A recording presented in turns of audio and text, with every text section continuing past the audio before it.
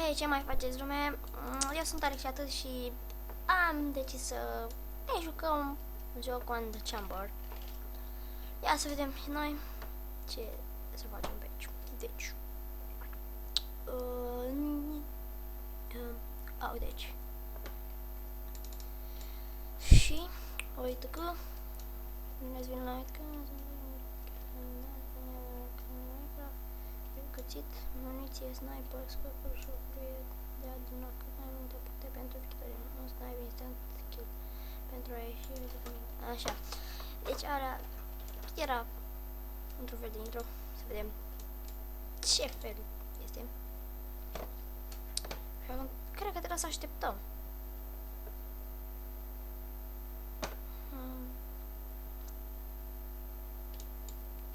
Haide, mă. Uite că în 8 secunde începe, 5 secunde. Hai să vedem. Să vedem. Uite.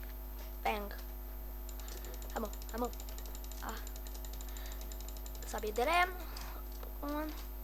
Primul meu kill. Să nimerim. Am nimerit.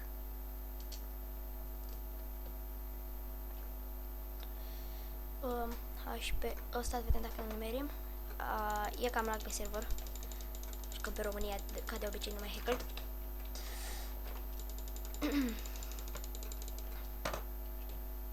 Uitați-l. Ele. Ce era să-l prind pe listă? Da, am. Uite pe ăla. Și tu. Și tu, haide, mori. Așa e. Deci tu, mori. Deocamdată avem cel mai mare scor. 8 kill-uri. Mă. Așa e. Da, a murit. Uite, acolo este unul. Flyer. Haide, bă, mori. A murit. 10 kill-uri. Puteți vedea o parte. Da, am fost omorâți pentru prima dată în istorie.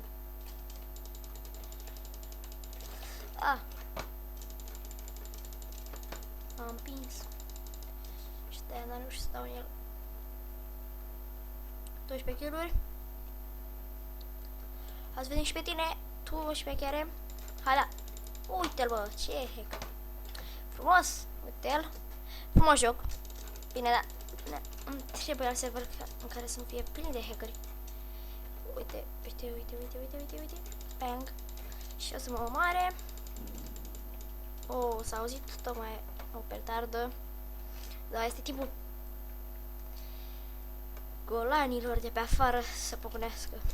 Se sperie câțiva oameni. Nu se poate să mă omoare. Așa. Uite. Mă. Așa, mă, uite, bă, avem 2 săgeți. Și o inimă. Te-am nimerit. Și pe tine te-am nimerit. 17 kill-uri, mai ieftin și mai iau unul la kill-uri. Nu se poate să mai ia. Trece tramvaiul. Deci noroc. Da. M-a luat. Și eu l-am luat iarăși. Pentru că așa, 19, un mesaj pe Skype, altul. Nu pot răspunde acum. Da, hai, mori. Ce lag e pe server. Știți că eu n-am lag. Am calculator foarte bun. Hai, mori. Un HP. Uite în ăla. L-a nimerit list. Bine, l-a nimerit altul. Și nu m-a luat la scor. Că, uite-l, mă, mai pe la spate. Și vrea timp. Ești, mă, cu timul tău. Cu tot. După ce că ataci așa, mai vrei și timp.